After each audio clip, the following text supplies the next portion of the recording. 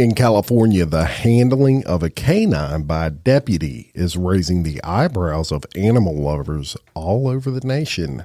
A $2 billion lottery ticket can mean prison for the lucky winner.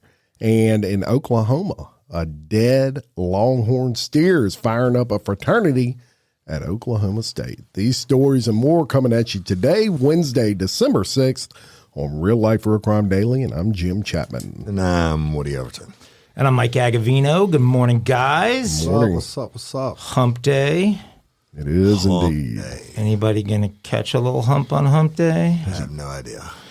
It's good chance on hump day. Who knows? So we got a handicap of high possibility on one and no possibility on another, and the other that doesn't know what the day will bring. Well, we'll see. Right? Who knows? But good to be back in the saddle with you boys, and let's get down some true crime time for Wednesday. And we're going to start off in California, and a Riverside County Sheriff's deputy. Mike, you familiar with Riverside is? Of course. All right. Well, tell us. They call it the Inland Empire, the Riverside San Bernardino area. So you're talking like between L.A. and Palm Springs. Okay. Well, a sheriff's deputy there is under investigation after a video from a recent traffic stop showed the deputy slamming his canine partner to the ground. It happened in the Moreno Valley. A video posted to YouTube by Riverside County Accountability showed the interaction unfolding, and it started with two deputy cruisers pulling over to the side of the road. Two deputies got out of the first cruiser with one holding his gun toward a photographer. Another deputy got out of the cruiser in the back along with his canine partner. Deputies said they were called out to investigate whether the man had a gun on him. Complying with deputies' commands, the man walked backwards towards the deputies with his hands behind his head. One of the deputies handcuffed him and another searched him. While all that was happening, the deputy handling the canine walked closer. The dog's feet can be seen dangling in the air as the deputy walked forward. That's when the dog appeared to get snapped up at his handler's hands. The deputy responded by lifting the dog, shoving it to the ground, and shouting, "No." The deputy then tried to separate himself and his canine from the situation. As he walked back to his cruiser, the deputy appeared to wind up and slap the dog on the nose. The deputies eventually let the man go, determined that he was carrying a taser and that he had not committed any crime. The Riverside County Sheriff's Office said it's aware of the video of the deputy and his canine, and they understand why this video may be upsetting to some members of the community. Our Professional Standards Bureau has received several complaints and are investigating. So we have that actual video, and we'd love the listeners' feedback on this one. So take a look at it. We'll post it today on the Facebook page, and let us know what you think. When I looked at it, it looked like that canine was about to attack that man, and he was doing what he could do to keep the canine from doing that. So let me tell you about this. These dogs are highly trained by professionals first, and then if you're a canine handler, you have to actually go to wherever this facility is and spend like a week, kind of like a basic training camp, and where they teach you all the commands and things to do and not to do with the dog, and you become acclimated with your dog, and they become acclimated with you. And they actually, at least in the apartments I know of, the dog actually lives at home with you. It's not like you go check them out every day. They have certain ways to discipline them and stuff like that. The one thing you don't want to have happen is, it might have been a young canine who's, first time out and they're overexcited and it's not behaving. Some of them just like good and bad in every profession. Some of them just need more training, or they're young and they're overzealous, and I don't know what the procedure is about slapping them on the nose or whatever. Certainly not advocating any kind of canine abuse, but I would imagine that they have very strict rules. And look, not just everybody can be a canine handler. You got to be something special, and you got to have a want to do it. So yeah. And was it one of those Malinois? I'm sure it was. That's pretty much what everybody uses now, Belgian Malinois. And how big? Those dogs weigh what? Like 100? They're like 100-pound dog? They're almost the size of a German Shepherd. I would say, I don't know, 80 pounds, something like that. You don't want a strong dog. I mean, tough to handle. you don't want one on your ass, I can tell you that. Yeah. I mean, I see them when they do the training in the body suits, and they take off running and they give the commands. These dogs hit you, they're knocking you down. And, they're badass. I remember on Fear Factor years ago, they had a canine that would, one of the challenges was the canine would chase you and you'd be in that canine suit. I've done that. Yeah, man, they'd hit them people. Boom! It hits you like a ton of bricks. Yeah, it's pretty awesome. Take you down. So crazy. Y'all ever play the lottery? Sure. Yeah, I like to do it when it gets up to like $1 billion or. I think I played it once in my life, man. I mean, it's worth to me $10 to think about what I would do if I won. Yeah, that's right. Entertaining. Like I'm gonna buy a ranch in Wyoming. It's so big, I have to have 2 helicopters to get across it and stuff like that, right? But anyway, take you out to. Well, let me tell you this story. So last year, Edwin Castro became the biggest winner in the history of the lottery, or so he thought. Months after Castro was announced as the winner, a man named Jose Rivera cried foul. Rivera claimed he was the rightful owner of the ticket and the winner of the huge $2 billion prize. $2 billion. Yeah, $2 billion. Even after the cash, you're getting $1 billion, right? If you take the cash option. But Castro was a lifelong gardener, accused his landlord, Irachi Reggie Romero, of stealing the life-altering ticket before it somehow ended up in Castro's hands. Both Castro and Romero were named as defendants in Rivera's lawsuit. The lawsuit alleges that Reggie stole the ticket from Rivera on the day it was purchased, and the lawsuit seeks damages and declaration that Rivera is the rightful winner of the historic jackpot. Rivera reported the alleged theft and filed a civil case last year, despite Castro and Romero's denials, as well as the California State Lottery Commission's confirmation that it was Castro's face seen in the surveillance footage buying the ticket. Okay. Now, a year later, Rivera has been charged with filing a false police report. Authorities believe Rivera wasted their time on a frivolous claim. And they said, it's ridiculous that they are trying to put charges on me for my own ticket. I don't have words for it, Rivera said. But I showed them that I am the rightful winner. I was the one who bought the ticket. I'm going to show everyone that I'm the rightful winner. Well, Rivera showed up to his arraignment Friday ready for what he called war, decked out in a bright blue LA Dodgers t-shirt and matching hat and white pants. If God wants me in jail for my own ticket, oh well, that's what he wants, but I'm going to fight until the end, Rivera said. I want justice, and I'm going to show the world, and hopefully I get justice. He asserted that he wasn't hungry on money and that he has taken a break from working since the record-breaking ticket was revealed to focus on his ongoing legal battles. He faces up to 6 months in jail, probation, and fines up to $1,000 for allegedly filing a false police report. It's been difficult for me and my family, Rivera said, adding that his family has supported him emotionally and financially since he filed the report. I had my own business. I was a gardener, and I'm proud of being a gardener and a hardworking man. It's going to blow up. I don't want money. I want the truth. I'm tired, right? I think you might want some money. Well, listen to this part. Then he says, people think I'm stupid. I'm not stupid. I'm actually very, very smart. Well, Rivera did not enter a plea on Friday and told the court that he wanted to speak to a public defender before deciding whether to hire his own lawyer. His arraignment was pushed back, and his civil case against Castro, the Lottery Commission, and Romero has been continued until next February. At this point, it appears there's more evidence of OJ's innocence than there is it was Rivera who bought the winning ticket.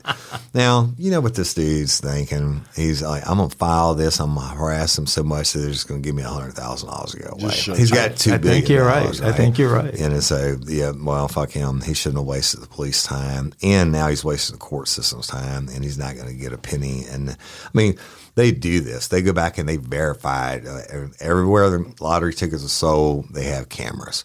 And certainly they're going to do it on a $2 billion case and go back and say, okay, yep, this ticket was purchased at such time, and they're going to verify who the person was that purchased it.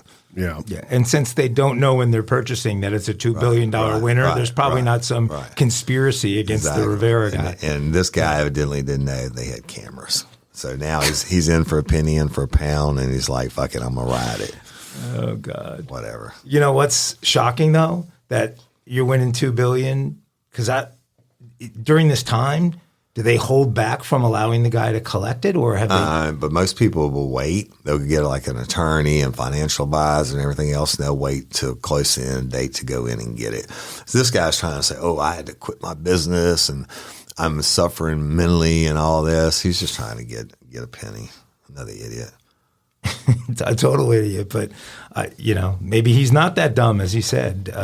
It seemed like, in at least some cases, that strategy might work to get a guy who just had $2 billion handed to him to give you $50,000 to go away or whatever. But okay, well, this past weekend saw the Texas Longhorns defeat the Oklahoma State Cowboys in the Big 12 championship game, which I didn't even realize at the time cemented Texas's the SEC invite into the college football semifinal. Yeah. Yeah, absolutely. They're playing for that. And then it's also their last game before they join the SEC. Yeah. Right? Hence the 50 people from Austin that are asking me to help them get tickets because they're playing in the Sugar Bowl, which is going to be very difficult to do. But long before the players suited up to take the field, there was a bit of mayhem involving a Longhorn steer. The Longhorn was found dead outside of an Oklahoma State fraternity house on Friday morning. OSU is appalled at the disturbing display of animal cruelty that occurred overnight on Friday at an off-campus fraternity house, shared the university.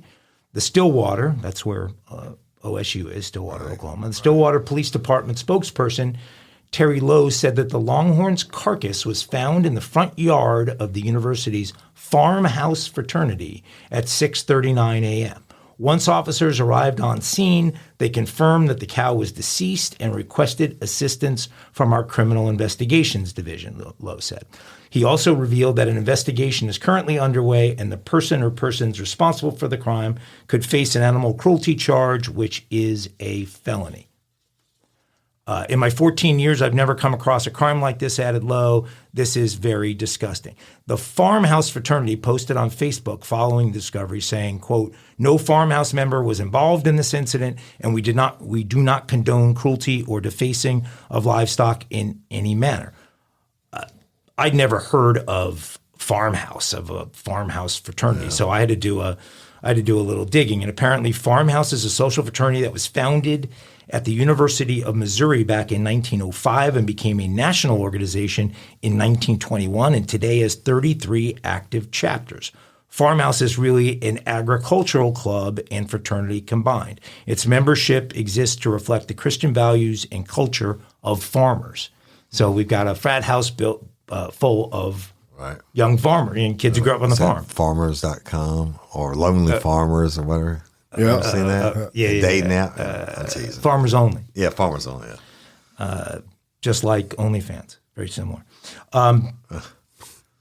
So when you think about what Farmhouse is, it's likely not the frat planning, some kind of, big kegger before the championship game and, more likely a target for a different type of fraternity or group. The organization said that the carcass was branded in an inappropriate manner. The Real Life Real Crime Daily I-Team did some digging and found that the brand on the Longhorn said, "Fuck Farmhouse." Yeah. As a chapter founded on principles driven by our agricultural roots, we are just as sickened and surprised by this incident as our peers on campus, read the statement from Farmhouse. It's disheartening to see the disregard for proper animal welfare and treatment displayed by this situation. The Farmhouse frat at OSU was founded in 1928 and strives to build men in the most crucial aspects of their lives and develop bonds that carry on throughout life, according to the chapter's website. Only about 30% of Longhorns are used for their beef. I didn't know that. Ranchers raise them primarily for the value of their horns. An average steer is worth around $10,000, and some can be worth hundreds of thousands of dollars. Exactly what the meaning of a dead longhorn placed on the farmhouse frat property with an F farmhouse branding message is, I'm not sure. I guess anybody got any ideas? Don't get it other than frat boys being frat boys when they do stupid shit. But Texas frat doing it to them, or another OSU frat doing it to them? I don't know. They're going to have to pay for it. It's not going to be good. Somebody's getting expelled. Well, somebody will have loose lips. That seems like one that you're... When it comes down, when Daddy's sitting in the room like, you little bastard, you better tell him what happened so you don't get your ass expelled. I paid too much money for this. It has some frat boys sweating. Right. But those frat boys can be pretty tight-lipped when they get... Everybody's tight-lipped till they get punched in the mouth when mom and daddy in the room, and like, your whole fucking future is about to be ruined. Well, but it was like 6 idiotic pledges that were forced to go bring the thing, and then the actives are threatening the pledges with certain death if they breathe the word. That steer is not light. It's not like one person drug it into the yard. Right. Yeah. So we'll wait to see what happens. Spark something uncommon this holiday with just the right gift from Uncommon Goods. The busy holiday season is here, and Uncommon Goods makes it less stressful with incredible hand-picked gifts for everyone on your list, all in one spot. Gifts to spark joy, wonder, delight, and that's exactly what I wanted feeling. Hey, y'all, I ordered a super cool piece. It's a candle with a sculpture of LSU's Tiger Stadium on top of it. And each officially licensed laser cut wooden replica features up to 4 layers of detail, creating a bird's eye view of a specific football field, seating section, and more. And every label includes your stadium's name, the team's logo, and school location. And it has a coconut, soy, vegan wax infused with sandalwood smell that creates tailgates and touchdown scent profile, reminiscent of game day. It's invigorating like fresh cut grass and nostalgic like smoke from a pre-game grill, and calming like the crisp autumn air of a new semester on campus. Y'all, I love it. I have it at the base of my TV, and I'm ready to watch the Tigers play on Saturday night, right? Uncommon Goods. Look, when you shop at Uncommon Goods, you're supporting artists and small independent businesses. And many of their handcrafted products are made in small batches. So shop now before they sell out this holiday season. Uncommon Goods looks for products that are high quality, unique, and often handmade or made in the U.S. They have the most meaningful, out of the ordinary gifts anywhere. They even have gifts you can personalize. From holiday hosts and hostess gift to the coolest finds for kids, to hits for everyone from the book lovers to diehard sports fans. Uncommon Goods has something for everyone, not the same old selections you can just find anywhere. And with every purchase you make at Uncommon Goods, they give $1 to a nonprofit partner of your choice. They've donated more than $3 million to date. So to get 15% off your next gift, go to uncommongoods.com/RLRC. That's uncommongoods.com/RLRC for 15% off. Don't miss out on this limited time offer. Uncommon Goods, we're all out of the ordinary. Hey, y'all, let me tell you about Gobble. All Gobble meal kits are pre-prepped. That means less work for you and less waste in your kitchen.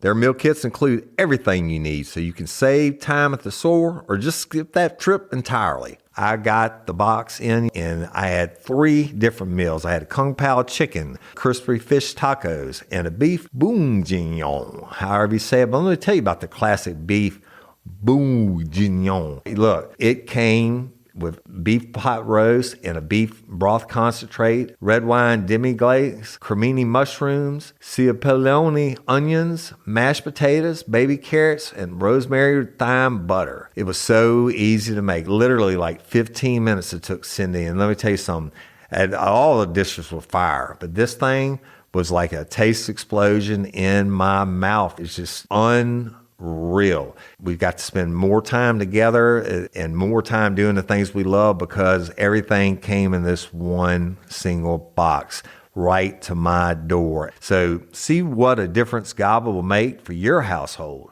Right now, they're offering my listeners a fantastic limited time deal. You get $120 off across 4 boxes, plus free shipping and free cookies. And let me tell you, those cookies, I ate one that was sin baked and it was delicious. Go to gobble.com/real life. That's GOBBLE.com/real life for $120 off your first 4 boxes.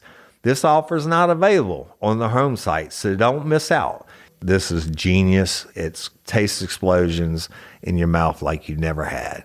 We're going to bring you to Louisiana and a Louisiana town council meeting that ended in chaos when its mayor got into a shouting match with residents and smacked a phone out of the hands of a woman recording the scene. Mayor Keisha Lemoyne of Elton, which is a town of a little more than 1,000 people in Louisiana's Jefferson Davis Parish, was charged with battery for the outburst. Video shows Lemoyne yelling and being held back by some of those who attended the meeting as she exited the room. She then turns her attention to the woman filming and tries to swat the phone out of her hands, prompting the woman to yell, "Keep your fucking hands off me." The mayor is held back by someone else and then led away as a police officer also steps in. Lemoyne defended her actions, saying someone threatened her family. The threat wasn't captured on video, however. Yeah. As a mother, I'm a protector, and that really made me come out of character, Lemoyne said. I do apologize for my actions because I'm the mayor and they hold me to a different standard, but I'm human and I got feelings. Tensions rose during the meeting when the topic of grants came up and someone asked about a grant writer who is believed to have been fired. Video then showed Elton Mayor Keisha Lemoyne locking heads with an unidentified woman who she later argued with inside a meeting room. "We're talking about the budget. You're way off on something else," Lemoyne snapped, proceeding to get visibly more angry. "We are on the budget. You're out of order. You say something else, we're going to escort you out." Conversation then shifted to the topic of the mayor's salary. That's when you really get pissed, right? So after the meeting adjourned, the arguing continued. That led to an altercation in the hallway. And actually, this mayor, no stranger to controversy. There was some stuff going on earlier this year when a petition to remove Lemoyne from office was introduced after allegations of voter fraud. After Monday's incident, a second recall petition was delivered to Louisiana Governor John Bel Edwards' office. In June, Lemoyne's son was charged with assaulting the whistleblower of the voting irregularities, and he was sentenced to probation for the assault, which took place at an Elton car wash. Lemoyne was elected last year after serving 8 years on the town council and was the mayor pro temp for the year preceding the election. We got the raw cell phone footage, of course. Mm-hmm. And so make sure to follow the Facebook page at Real Life Real Crime Daily because you got to see this one. It's entertaining to say the least. He's going to get arrested. And a batter in the state of Louisiana is an unwanted touching. And I submit to you that if you slap someone's cell phone out of the hand, that's an unwanted touching. And even mayors can be arrested. Yep. Voter fraud in a town of 1,000 people? It don't take much, does it? Okay, let's say you figure maybe 50% actually vote. I was going to say, let's say they way outperform anywhere else, and 70% of the people. It's 700 votes. Mm-hmm. I mean, you can go count them door to door, person for person, and figure it out fast enough. Yeah, well, it happens. Miss Keisha, she's in a little hot water right now. Sounds like it. Well, I've told y'all I've told lifers a lot of stories about stabbings that I worked and everything else, and about overkill. And one of my episodes is actually named Overkill. But let me ask you a question. What do y'all think is, if you stab someone, what do you think is a number of times that you stab them before it comes overkill? 5. Yeah, I was going to say 5 too. Okay, well, there's actually not a set number, but this one is higher than I've ever heard. So a California woman named Bryn Speaker was convicted of involuntary manslaughter Friday in the 2018 death of her boyfriend after she stabbed him over 100 100 times. Oh my gosh. What would that body look like? During a cannabis-induced psychosis. Cannabis-induced psychosis. Right. I never heard of that. I thought you got happy and peaceful. Well, that's not always true because, like the story I did, Must have been the guy purple. he smoked the potpourri and he cut the baby out of his wife's stomach. But anyway, it could have been that. Yeah. The jury took less than 4 hours to find Bryn, who is 32, guilty of killing her partner, Chad O'Melia. Bryn sobbed hysterically throughout the court appearance, and the couple had only been together for a few weeks when Bryn attacked O'Melia after she took 2 hits from his bong back in May of 2018. She then went into a psychotic episode and stabbed her new boyfriend 108 times, which eventually killed him, right? She also stabbed herself repeatedly. Officers arrived at Amelia's residence in Thousand Oaks the following morning to find Bryn screaming hysterically next to her boyfriend's blood-soaked body. She was still holding a knife in her hand when they arrived, and he was pronounced dead at the scene. When the responding officers attempted to disarm her, she plunged the bread knife she was holding into her neck. Oh my gosh, man. How do you do that? She also stabbed her dog during the rampage, but he survived his wounds. During the trial, no one argued that she didn't kill Amelia, but prosecutors struggled with the idea of a cannabis-induced psychosis equating to murder and ultimately chose to charge her with involuntary manslaughter, for which she was convicted. So I don't know. I've never heard any, if not real cannabis, because it's pretty harmless shit, right? 108. 100. That's the most I've ever heard. Imagine if you just sat here right now and tapped the table 100. When I did it on the episode, when the girl did it 37 times, 108 times, and then you stab yourself in the neck and your own dog. Yeah, she's. I mean, something sent her crazy. She might have been a little crazy. I don't know who else that guy sold that weed to, but Yeah, well, the purple. There's not a bunch of other stories of people getting stabbed 108 times from smoking a bong, right? In the same area, anyway. Yeah, you don't hear too much of that with regular grass or whatever.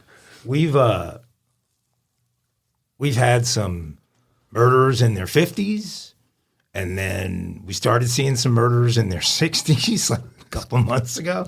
And older people be killing out there. Couple in their 70s pop up in the last few weeks, and today I've got an 84-year-old in Pennsylvania.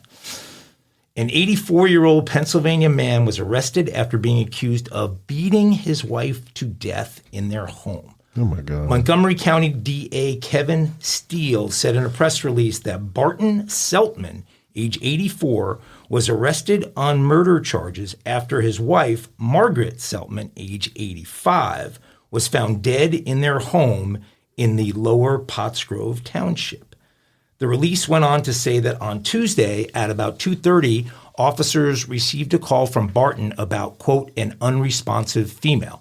Barton told 911 that someone had beat his wife and she was bleeding from the head and that their kitchen had been ransacked. When police arrived at the home, they said they found Barton on the rear porch with blood on his hands, face, and clothing. He was transported to the hospital for a hand injury. There's that common hand injury when using the knife, Woody. Right. Police said they found evidence at the scene that indicated Margaret had been struck multiple times in the head while lying on the kitchen floor, and that the coroner's office determined that this was a homicide caused by blunt force injuries to the head. A joint homicide investigation by Lower Pottsgrove Police and Montgomery County detectives found that Margaret and Barton were arguing about money for a veterinary care bill involving their cat, when that argument turned physical. Right. I mean, the vet bill about the cat. So Barton told investigators that during the argument, his wife grabbed a knife and threatened to kill him. So he used a chair to push her down to the floor and repeatedly punched and hit her with a candle holder. nice. Barton told investigators that his wife told him, quote, "You're killing me," before she, quote, went to sleep. Yeah. Police also found a knife under Margaret's body and broken pieces of a candle holder at the scene. Barton was arraigned on charges of first-degree murder and third-degree murder. The couple had been married for over 30 years. So after seeing this story, I got to wondering how old the oldest person ever convicted of murder might be. And I found two stories I thought were interesting. A Massachusetts woman named Laura Lundquist was charged with strangling her 100-year-old roommate to death in a nursing home back in 2009. Lundquist was 98 years old at the time of the murder, and the charge was still pending against her when she passed at age 103 back in 2014. In another story, a 100-year-old man bludgeoned his 88-year-old wife to death with an axe. Nice. While police were aware of the history of domestic issues between Michael and Rosalia Justin, it remains unclear why the elderly man carried out the murder-suicide late on Easter Sunday of 2015 in Elmwood Park, New Jersey. The 100-year-old killed his wife with an axe as she slept in their home and then took his own life in the bathroom with a knife. There you go. 100-year-old man. Oldies. I think Mike snuck in 2 segments right He there. did. What do Three you- segments. Three segments. That's Three stories in That's one. 3. That's right. 4 Right. paragraphs. Mike for the used all his 100-year-olds. segments for today, There you folks. go. He's done. No dumb No, criminals. you don't want to get cheated out of my mobster story, which is coming up. Yes, indeed. All right. Well, we're going to move on to Arizona. And y'all, this could have been a WTF. Right. I mean, this is crazy what I'm about to tell you. An Arizona man has been fired from his job as a hospital security guard and charged with numerous criminal counts for engaging in necrophilia with a 79-year-old's corpse. How many? 79-year-old. Wow. Randall Bird, 46, stands accused of 5 crimes against a dead person. This from the Phoenix Police Department. Police said they received the initial call about the incident on October 24th. Officers arrived at Banner University Medical Center in Phoenix in response to suspected misconduct involving a man. After a lengthy investigation, Bird was finally arrested on Tuesday. He was able to quickly obtain bail and was granted supervised release. According to investigators, Bird worked as a security guard whose duties included transporting dead bodies to a freezer in the hospital's morgue. Video surveillance cited by law enforcement shows a body arrive at the hospital. The defendant was the guard responsible for transporting that body to the morgue. 2 witnesses reported finding the door to the morgue locked from the inside, which they said was not typical. The witnesses went on to describe seeing a light inside the freezer and the freezer door cracked open. The witnesses then told police they looked through the crack in the freezer to find Bird sweating profusely and acting very nervous. Oh, my God. The defendant had removed his duty belt. He also had his zipper down, and his uniform was described by the witnesses as messy. The body bag was unzipped. The victimized corpse was face down, and that Bird's belt was on top of a gurney. Eventually, the witnesses walked in on Bird.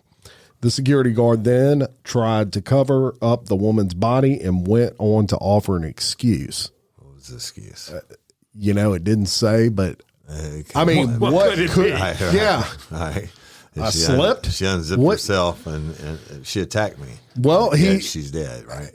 he actually did try to offer an excuse that would make sense, and the defendant said he had a medical episode and fainted, grabbing the body bag as he fell, which accidentally ripped open the bag, broke the zipper in the process. The witnesses, they were like, that's bullshit. Right. So they disputed those events in comments to a supervisor, and they said neither the bag nor the zipper were broken. So how is that possible, Mr. And his Bird? belt's off. That's right. A follow-up investigation by law enforcement eventually determined that the woman's dead body showed signs of trauma and, tested positive for Bird's DNA. I was about to say, you got to leave the DNA. The defendant, for his part, maintains that he fainted at the morgue but cannot remember what happened. Yeah, I mean, he's got to say something, right? Look, 78-year-old lady, face down. Let me tell you. Right, that's so twisted. We cover a lot of stuff on this show. Yeah. That's a crazy That is story. I don't care who definitely you a are. WTF, right? Well, I mean, that's just there's people like that walking this earth. They really are. once again, folks, if you want to make sure your loved ones are properly cared for at the right time, you got to go see our friends Roy, Kristen, and Kristen underneath that big American flag in Broussard, Louisiana. Yeah. Absolutely. For Louisiana Funeral Services and Louisiana Pet Crematory. Yeah. Rest And that easy. kind of shit won't happen. Right. Yep. Yep. Rest easy. And not with the people like that doing what they do. It's crazy as hell. So back to, I guess I'm the stabbing king today, y'all. This is another just crazy story. So stabbing in Queens, New York, in a Queens, New York home on Sunday left 5 people dead. NYPD Chief Jeffrey Maderi said at a press conference Sunday that officers received a 911 call around 5:10 a.m. of an assault in progress. The young female caller stated that her cousin was killing her family members. A 28-year veteran and a 16-year veteran of the force responded to the scene and had an encounter with 38-year-old Courtney Gordon. That's what the chief said.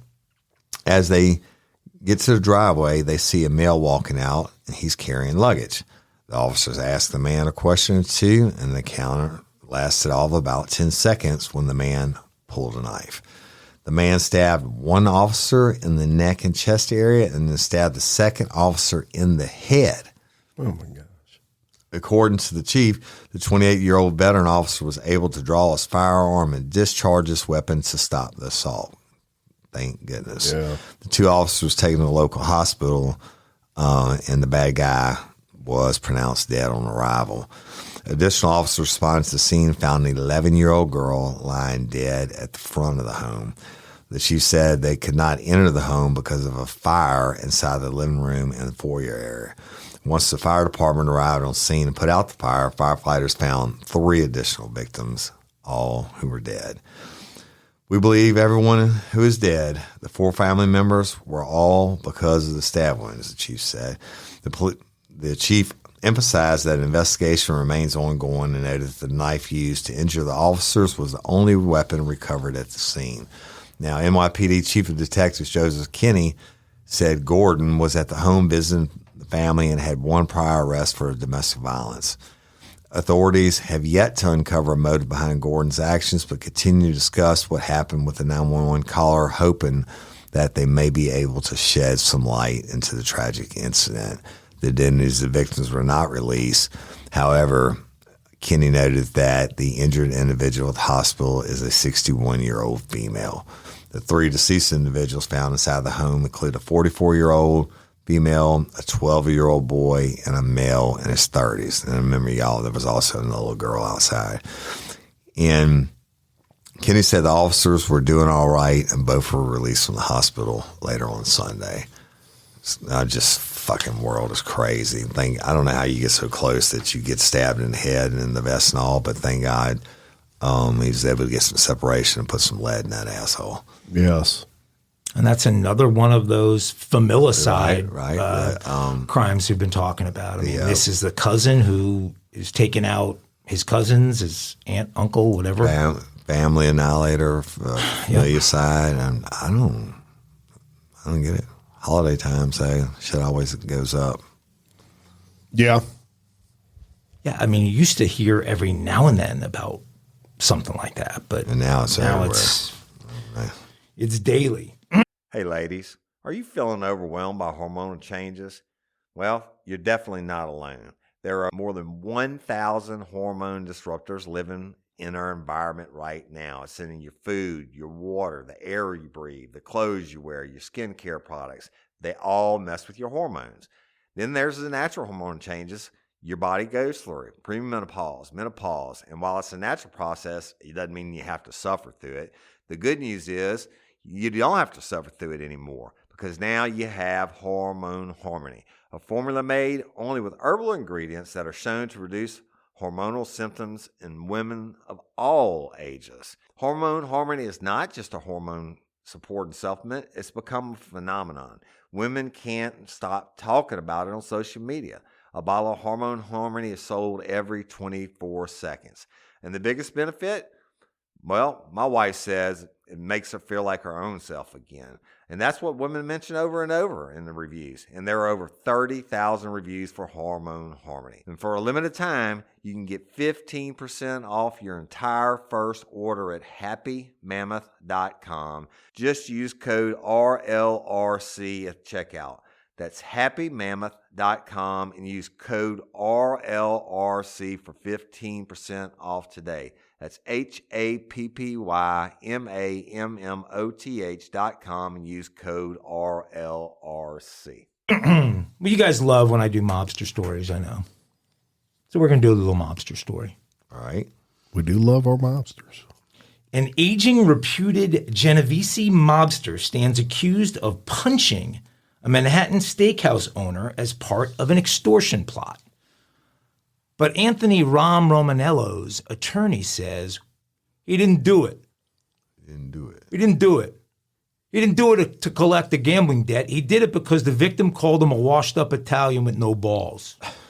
The lawyer's proclamation came at the start of Romanello's trial last Wednesday. Romanello, who's 86 and an alleged capo in the Genovese crime family, was merely defending his honor after restaurant tour Bruno Salamage insulted him, and he punches like a girl anyway, defense attorney Jerry McMahon told jurors in the Brooklyn federal court. He didn't punch Bruno to collect no gambling debt. Bruno told him that he was a washed-up Italian and he had no balls and that he was nothing. He punched him. That 86-year-old guy sitting right there, he punched him because Bruno insulted him to his face. The elderly wise guy and an alleged accomplice, reputed Genovese soldier Joseph Celso, are on trial on 2 counts of extortion after allegedly being enlisted by a Queens bookie and wannabe actor to collect $86,000 worth of gambling debts owed by the 2 Salamage's relatives, owned by 2 of Salamage's relatives. Taking the stand later on Wednesday, Salamage described how Romanello paid him a visit at his since-closed Lincoln Square steak restaurant back on May 11th of 2017. Salamage said Romanello flew into a rage after he told him he was only willing to pay the part of the debt owed by his nephew and not his nephew's brother-in-law. Rom kept saying, "I'd like to punch you." I said, "You ain't got no guts to punch me." A few seconds later, he punched me. Prosecutors played video of the right-handed punch that connected with Salamage's jaw for the jurors during testimony. After getting slugged, Salamage told Romanello there were security cameras in the establishment, prompting the alleged longtime mafioso to hightail it out of there with his crew. Salamage filed a police report that night, but he ended up retracting it after 24 hours, within 24 hours, because his brother had relayed a threatening message from Celso that it would be a bad idea to go through with the complaint. In a written statement with the NYPD, Salamage recanted claiming Romanello had had a few drinks during the confrontation and the 2 of them had been acquaintances for 30 years. It was a misunderstanding between me and him. I think he didn't want to do that. But on the stand, Salamage said that the retraction was not true. I was afraid this mafia guy was going to hurt my nephew. During cross-examination, jurors were read a transcript of a voicemail that Salamage left Romanello after getting hit, in which he taunted and swore at the mobster. "Why don't you come back here and suck my dick, you motherfucker?" "This is Bruno," Salamage allegedly said. Salamage told jurors he didn't remember leaving that message.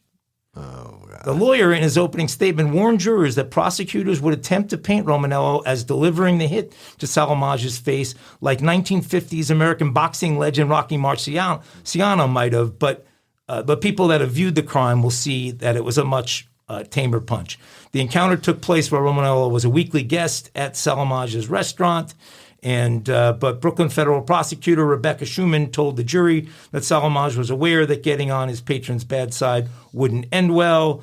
And we got a bunch of more of Italian comedy from this courtroom, but this thing has just started and will continue, and we will bring you the highlights, as I'm sure there will be more highlights. So he's 89 years old through the punch? 86. 86. But he's 86 now. He threw it in 2017, so... Fuck, he's still in his So he would have been about 80. Yeah, that's crazy. Yo, Mike, that's a great fucking story. Yeah, right? Well, let's see what happens in the courtroom here. Oh, Lord. It still exists. Well, you know The what? two Utes. They must be on hard times. There were no youths involved in this one. Must be on hard times if you got to send an 80-year-old to collect a gambling debt. Well, I think And it what was, happened to Rocky? Yeah, like, Where's what are you going to Rocky do, at? Papa? it was obviously supposed to be gentlemanly. Well, he had his nephew with the Celso guy with him, who was a younger guy. Hey, Celso. So Celso was going to Teach this boy some man. If there was some teeth that needed to be rattled, I think Celso was the one that was supposed to be rattling the teeth. But Maybe they needed to be fitted with He was cement probably shoes. he was probably 79. the old guy lost his patience a little bit. That happens. That can happen. I'm sure it could. I think you need to be fitted with cement shoes. Right? That's right. For 86 grand worth of Swim with gambling the debts, fishes. I don't know that you get cement shoes for that. You get a payment plan, Don't want to kill them because At a less than favorable, they never pays back. That's right. less than favorable. That's right. You don't want to kill your customers. Right? That's for sure. You got to get that Vic. And we are bringing you this Mile High Crime. Look, Phoenix police say 52-year-old Pavlina Petrova and 28-year-old Bogdana Reyes ignored several do not enter signs and tried to head to the terminals through the secured exit rather than through TSA security. According to court documents, the women told TSA agents that they were late for their flight and were not going to wait in line at security. They were just skipping at it. Ain't got no time for their security. Time for you. We're late. An official breach of security was declared, and police arrived at the airport and arrested both of these women for felony trespassing. Now, neither of the subjects were apologetic or appeared to understand the serious nature of their situation. That's the best part of this story. This is according to police. And I'm sure they were sitting there like, what the fuck? I mean, this ain't a big deal. Right. We No just, big deal. We you just know, jumped in a hurry. through. Yeah. You can't run past security. Right. They're there for a reason. Right. So guess what? After they weren't very apologetic or did not understand the seriousness of that situation. They were booked into jail and a $2,000 bond. Rightfully so. So the police could say it's serious, but they flipped out. Yeah. And normally when they break the security like that, they shut everything down because they don't know if it's going to be a terrorist threat or what. Yeah. I mean, that could have, and all joking aside, it doesn't seem like it's that big a deal, but you never know who it is crashing through there. There's a reason that they have those protocols in place. They have right. the best in the country, moving sidewalks in that airport. If those idiots would have just got on the moving sidewalks, they'd have made up a bunch of time. That's right. Well, there you go. Use Travel the tips moving- from use the Mike moving coming. sidewalk. New segment. Right? Moving sidewalks. I love to get on some sidewalks and run like this. Make you feel like you're going so fast. Exactly. Oh, yeah. Kinky crimes for Wednesday. Hump Day kinky Hump crimes Day are usually kinky pretty crimes, and this is a Hump Day one for sure. So, and listeners, if you don't know what a causeway is, it's a long bridge over a body of water, and we have the longest one in the United States here, not far from us. But this one's in Florida. And a totally naked Florida couple was busted having sex on a causeway in front of a group of people, with the woman telling cops, it was always a dream of mine. Right? So check this out. Sarah, Who can't relate to Causeway that? specifically was it? right? Who can't relate to that? Sarah Fazekas, who was 55, and Robert Clark, who's 60, were go. fully nude on top of one another on Friday, Hey. with Clark fully exposed. Uh-oh. A witness described the horny fornicators encounter as crack to sack going to town. Yes! I have to say that Going one. down. Crack to sack going to town. Police responded to the causeway in the Gulf Coast city and arrested the expeditionists after they were caught. As she was led away, Fazekas reportedly told officers that this was always a dream of mine, referring to having sex by the spectacular views of St. Joseph Sound. Hell, I can't. Clark, meanwhile, my dream, exhibited too. no remorse, saying, hey, this is not like we were out here killing people. Good point. Right? I mean, maybe, I don't know, 55 Might or be 60. making people. He was charged with lewd and lascivious exhibition, a felony, and got a $50,000 bond, y'all. Good And grief. she was charged with exposing herself and was slapped with an additional narcotics charge for having clozapam inside an Altoids container in her purse.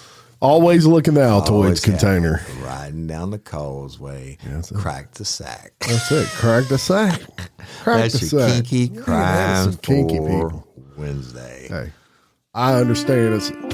It's always a dream of hers. He's I just fulfilling didn't. her dream. Was the dream specific to causeways or just in a vehicle? I guess the she didn't causeway, clarify. She said to St. Joseph Sound, That's it. Well, yeah, you can only do that from the causeway, I guess. right? Give me some Crack the sack. banjos, Jim. And Joe's. Criminals.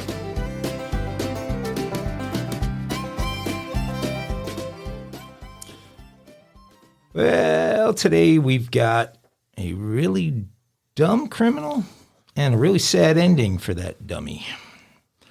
Robotic pool cleaners like Polaris, Nautilus, Zodiac are really expensive pieces of technology if you own a pool.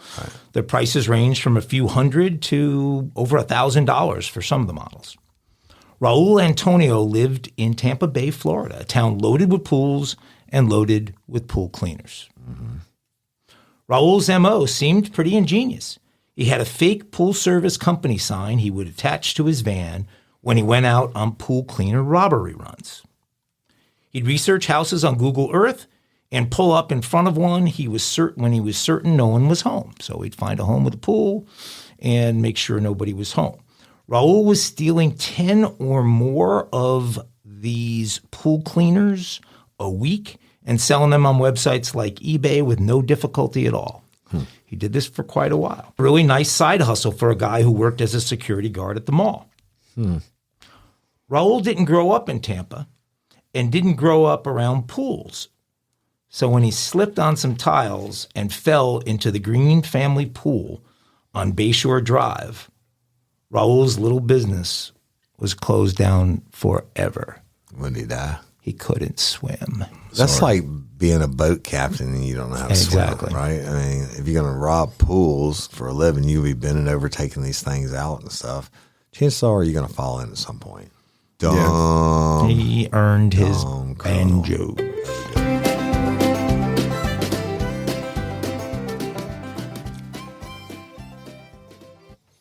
Well, we got a little WTF for you to wrap up today's episode. Yeah. This one's going to, made me say WTF when I came across it. And a Florida man is arrested for quitting his job in the middle of transporting prison inmates. Oh, Lord. I told you. Oh, malfeasance. So let me get into this one for you. An Orlando, Florida man was arrested after he drove a van full of prison inmates off course and refused to stop while traveling to North Carolina. On Saturday, around 9 a.m., deputies received a call to be on the lookout for an inmate transport van traveling on I-40 in Statesville, North Carolina. The caller was the owner of the inmate transport company and reported the driver was off course and refused to return the van. The driver, Joshua Pinkway, had 4 inmates in the locked cargo area of the van. Another employee was traveling in the van who was texting the transport company owner. I bet he was. Right. Dude, this guy's kidnapping me. Pinkway told the owner he was quitting his job in the middle of the trip and that he was going back to North Carolina. Right. Taking your Inmates shit. and all. Right, inmates That's and it. all. Deputies stopped the van in I-40 and learned that Pinkwat was supposed to stop at a location in Hickory with the inmates, but refused to stop. So apparently he called them and said, I quit. And they said, well, stop in Hickory. Right, And yeah, he at least said, drop screw them that. off. I'm going to my house. Right. And You that's don't pay me enough. it. So in the middle of transport. That's a month of Just a little road trip with the fellas. I mean, Yeah. Definitely never heard of that one. I guess he before. figured he wouldn't get a ride home if he quit. I and bet the just convicts loved stopped it. in Hickory. Yeah, shit. Convicts loved it. the only thing missing was a stop at the Waffle House on that one. That's might have right. gave some- And an Indiana basketball team. If Yeah, might have gave some of the convicts flashbacks of being pulled over again and arrested. yeah. I don't know. Funny, man. That was a good one. Well, that was it. That definitely made me say WTF. So, Woody Overton, any final thoughts? Oh, I don't know. I just love and appreciate each and every one of y'all. Please continue to like and share and go leave us a review if you're so inclined. And just love. Mike? Your message is love. Love and peace. Okay, I'll go along with that. that. I'll You go go along with love? I'll go along with love. Mike also says love. All right. Until next time, I'm Jim Chapman, And I'm Woody Overton. And I'm Mike Agovino. your host of Real Life, Real Crime Daily. Peace. Aglats.